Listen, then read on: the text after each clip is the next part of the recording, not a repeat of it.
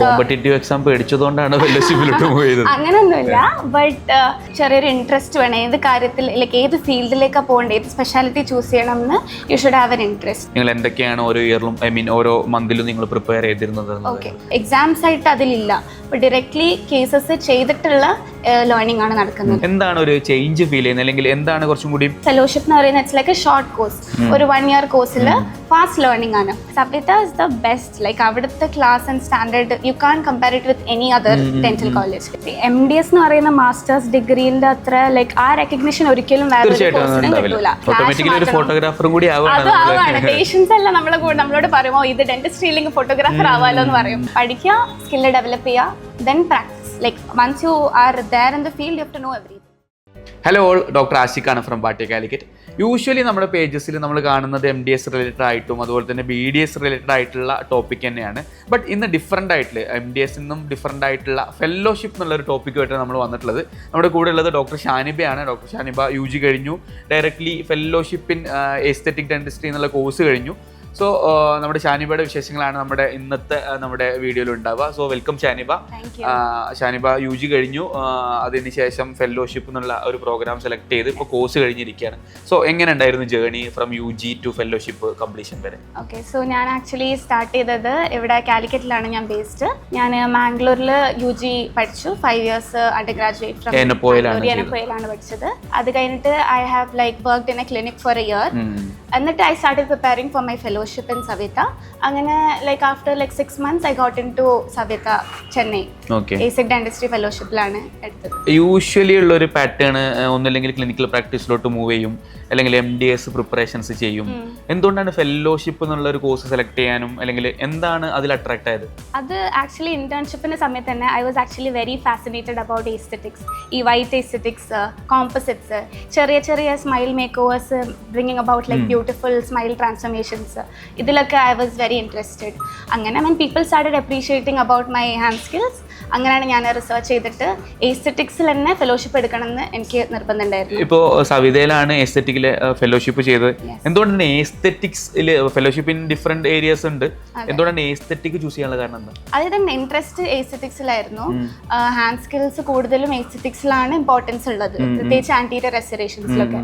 അതുകൊണ്ട് ആ ഇൻട്രസ്റ്റ് ഉള്ളതിനെ കൊണ്ട് I started researching and getting into fellowship. എങ്ങനെയാണ് ഫെലോഷിപ്പിന്റെ ഒരു സ്ട്രക്ചർ ഉണ്ടാവുക? ലൈക്ക് എങ്ങനെയാണ് ഇപ്പോൾ MDSനൊക്കെ നമ്മൾ പറയുകയാണെങ്കിൽ 3 year കോഴ്സ്, 1 year SRship. അപ്പോൾ അങ്ങനെ നോക്കുകയാണെങ്കിൽ ഫെലോഷിപ്പിന്റെ ഒരു സ്ട്രക്ചർ എങ്ങനെയാണ്? ഫെലോഷിപ്പ് ആക്ച്വലി എസ്തെറ്റിക്സിനെ പറ്റി പറയുകയാണെങ്കിൽ it's A 1 year course. Aesthetics അല്ലാണ്ട് വേറെ there is like implantology fellowship ഉണ്ട്, ഓർത്തോ ഉണ്ട്, endodontics ഉണ്ട്, there is like many other prosto, every other department has fellowships. അപ്പോൾ അത് durations depend on the course. Aesthetics ആണെങ്കിൽ 1 year ആണ് ഫെലോഷിപ്പ് വരുന്നത്. ഓർത്തോ ഒക്കെ depending on the treatment duration can go up to like 1.5 to 2 years. So ഇതിന് enroll ചെയ്യുന്ന procedure എന്ന് പറയുന്നത് there is no competitive exams or anything like that. നമ്മൾ if we are interested in this we can directly contact competitive exam പേടിച്ചതുകൊണ്ടാണ് ഫെലോഷിപ്പിലോട്ട് പോയത്? അങ്ങനൊന്നുമില്ല, but really interested exams ഇല്ല. I was actually interested in aesthetics, അതുകൊണ്ടാണ് ഞാൻ join ചെയ്തത്. So exams ഇല്ല, അതൊരു പ്ലസ് പോയിന്റ് ആണ്. ഡയറക്ട്ലി നമുക്ക് അഡ്മിഷൻ എടുക്കാം, we can directly enrol and then join the course. അത്ര. അപ്പോൾ അതിന്റെ സ്ട്രക്ചർ എങ്ങനെയാണ്? എത്ര ഡ്യൂറേഷൻ ആണ് ഉണ്ടാവുക? എങ്ങനെയാണ് അതിന്റെ കരിക്കുലം മൂവ് ചെയ്യുന്നത്? നിങ്ങൾ എന്തൊക്കെയാണ് ഓരോ ഇയറിലും ഓരോ മന്തിലും നിങ്ങൾ പ്രിപ്പയർ ചെയ്തിരുന്നത്? Okay, so basically fully hands on ആണ്. പേഷ്യൻസിൽ directly we are like treating the patients, we are only giving appointments. എന്നിട്ട് നമ്മൾ പേഷ്യൻസിനെ വിളിക്കുന്നു, എന്തൊക്കെ പ്രൊസീജിയേഴ്സ് ആണ് ആ പേഷ്യൻറ്റിൽ എസ്തെറ്റിക്കലി ഉള്ളത്, we do all that procedures. അപ്പം learning is based on the exposure. Like കൂടുതൽ കേസസ് ചെയ്യുമ്പോൾ കൂടുതൽ ലേണിംഗ് വരും. And we don't have a lot of other competitive exams ആയിട്ട് അതിലില്ല. അപ്പോൾ ഡയറക്ട്ലി കേസസ് ചെയ്തിട്ടുള്ള ലേണിംഗ് ആണ് നടക്കുന്നത്. എങ്ങനെയാണ് കരിക്കുലം മൂവ് ചെയ്യുന്നത്? ഫസ്റ്റ്ലി നമുക്ക് പേഷ്യൻസ് ലൈക്ക് കുറച്ച് തിയറി ലെക്ചേഴ്സ് ആൻഡ് ക്ലാസ്സസ് ഒക്കെ ഉണ്ടാവും. അതിൽ we will get a lot of exposure. അത് കഴിഞ്ഞിട്ട് directly hands on patients. Through the year we do a lot of multiple complex procedures. Basically cases കൂടുതൽ ചെയ്യുമ്പോൾ will get to learn a lot of things. അതും ആ protocol അല്ലെങ്കിൽ ആ ഒരു ideal കുറച്ച് will have a lot of theory classes. First ഒരു 1 to 2 weeks will have theory classes.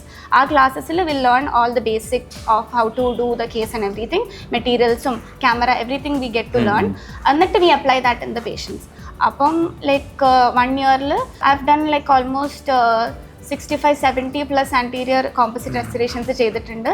So like if you get to do more cases, you learn more. Okay. So purely clinical oriented ആയിട്ട് theory schedule ആയിട്ട് ഒരു time table പോലെ in this month we do this അങ്ങനെയൊന്നുമില്ല. Directly we do a lot of cases. Admission procedures ഇനി പറഞ്ഞ പോലെ തന്നെ അവരുടെ വെബ്സൈറ്റ് വഴി Yeah, whichever college you're opting, our college le vilichittu we can just directly take the admission. Okay, where exams angatha related aayilla exams you might have a small interview session and a small practical test. അത്ര ഉണ്ടാവും. എന്താണ് MDS അല്ലെങ്കിൽ fellowship? എന്താണ് academically അല്ലെങ്കിൽ clinical എക്സ്പോഷറിന്റെ ബേസിസിൽ MDS ചെയ്തിട്ടില്ല, but MDS related ആയിട്ടുള്ള ആൾക്കാരൊക്കെ കണ്ടതിന്റെ ബേസിസിൽ എന്താണ് ഒരു ചേഞ്ച് ഫീൽ ചെയ്യുന്നത്, അല്ലെങ്കിൽ എന്താണ് കുറച്ചും കൂടി ഇതിൽ എക്സ്ട്രാ ഉണ്ടാവുക എന്നുള്ളതാണ് മനസ്സിലാക്കുന്നത്? Okay, so basically if I compare with aesthetics മാത്രം എടുത്ത് പറയുകയാണെങ്കിൽ, because I have done that, അപ്പോൾ അതിനെ പറ്റി പറയാം. സോ എസ്തെറ്റിക്സ് ആക്ച്വലി MDS എൻഡോയിൽ വരുന്ന ടോപ്പിക്കാണ്. അപ്പോൾ endo PGs have exposure to aesthetics. So what I have seen in the department is that ഞാൻ aesthetics 1 year training ചെയ്തു, but endo PGs who have done like they also have aesthetic, but they don't have much exposure like us. So we have more quality, അല്ലെങ്കിൽ particularly we are specialized in that. അപ്പം we have more knowledge and more hands-on experience than them. So ആ ഒരു difference ഉണ്ട്. പിന്നെ always fellowship എന്ന് പറയുന്നത് it's like a short course. ഒരു 1 year കോഴ്സിൽ ഫാസ്റ്റ് ലേണിംഗ് ആണ്.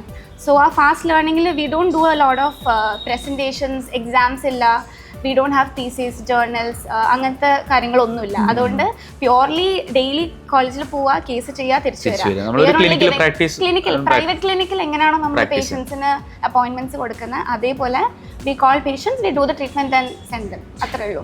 UG എന്നെ പോയെന്നാണ് കഴിഞ്ഞത്, അത് വർഷം 1 year ക്ലിനിക്കിൽ വർക്ക് ചെയ്തു.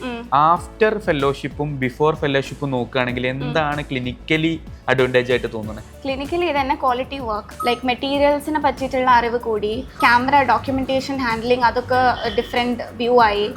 അപ്പം വെൻ യു ലേൺ ന്യൂ തിങ്സിനോ അത് അപ്ലൈ ചെയ്യാനുള്ള ഒരു കോൺഫിഡൻസും വരും. അത് സ്പെഷ്യലി അബൌട്ട് കോമ്പോസിറ്റ്സ്. ഇപ്പം ഞാൻ പഠിച്ച സ്ഥലത്ത് V have all the different brands of composite, starting like we have IOCLAR, 3M, Dentsply, GC, we have even Palfic, Tokyoma and IPS Empress എന്നൊക്കെ പറഞ്ഞിട്ട് എക്സ്പെൻസീവ് കോമ്പോസിറ്റ്സ് എല്ലാം നമുക്ക് we have everything available. Experience ചെയ്യാം. നമുക്കപ്പോൾ ഒരു പേഷ്യന്റിൽ shade matching if we find it difficult no, വേറെ composite എടുത്ത് ചെയ്യും. അങ്ങനെ കോളേജിലുള്ള സമയത്തൊക്കെ കുറച്ചും കൂടി ഡിഫിക്കൽട്ട് ആണല്ലോ, നമുക്ക് മിനിമൽ ഷെയ്ഡ് സെലക്ഷൻ ചെയ്യാം, 2 ഷെയ്ഡിലാണ് നമ്മൾ ബാക്കിയെല്ലാം വെച്ചിട്ട് നമ്മൾ മാനേജ് ചെയ്യും. പക്ഷെ അവിടെ അങ്ങനെയല്ല, വി ഹാവ് എവറി ഷെയ്ഡ്. അത് തന്നെ വി ഹാവ് HVT, അങ്ങനെ കുറെ അറിയാത്ത കുറെ ബ്രാൻഡ്സും ഷെയ്ഡ്സും പഠിക്കാൻ പറ്റും. അപ്പൊ അതൊക്കെ ഒരു സ്കിൽ ഡെവലപ്മെന്റ്.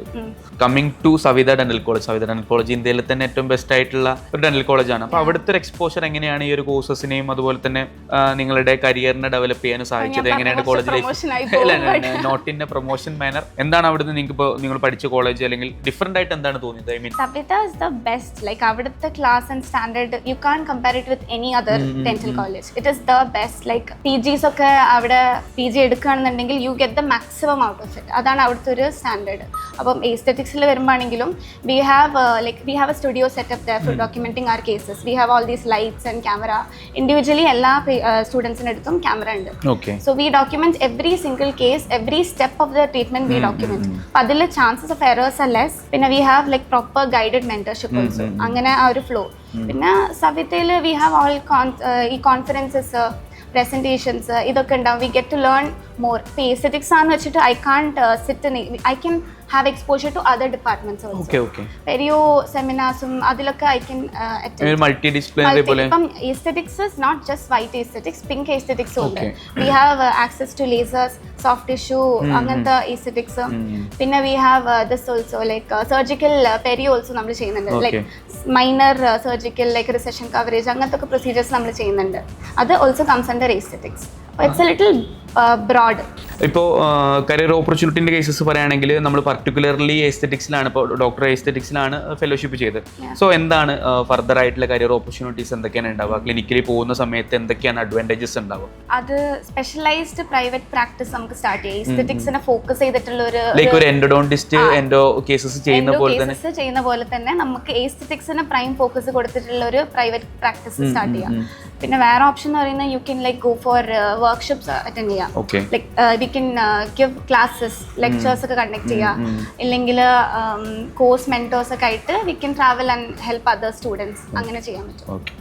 നമ്മളിപ്പോൾ ഫെലോഷിപ്പിന്റെ കാര്യം പറയുകയാണെങ്കിൽ ഫെലോഷിപ്പ് റെക്കഗ്നൈസ്ഡ് അല്ല, ഫെലോഷിപ്പ് കുറെ ആൾക്കാർ ഫെലോഷിപ്പ് കൊടുക്കുന്നുണ്ട്, അത്രത്തോളം യൂസ്ഫുൾ അല്ല, അല്ലെങ്കിൽ DCIയുടെ റെക്കഗ്നേഷൻ ഇല്ല എന്നുള്ള കാര്യങ്ങളൊക്കെ നമ്മളിങ്ങനെ കേൾക്കാറുണ്ട്. സോ അതിനെക്കുറിച്ച് ഡോക്ടറിന്റെ ഒരു അഭിപ്രായം?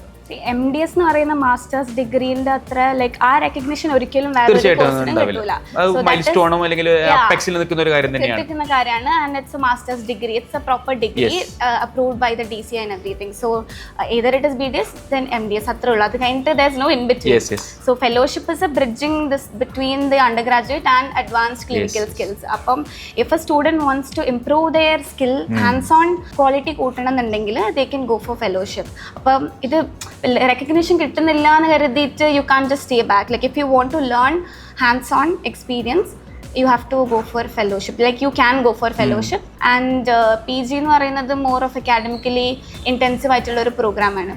So if you're interested in all that, like thesis and everything, seminars and projects laka participate cheyana adakka, if you're interested and if you want to learn clinical skill also, you can go for PG.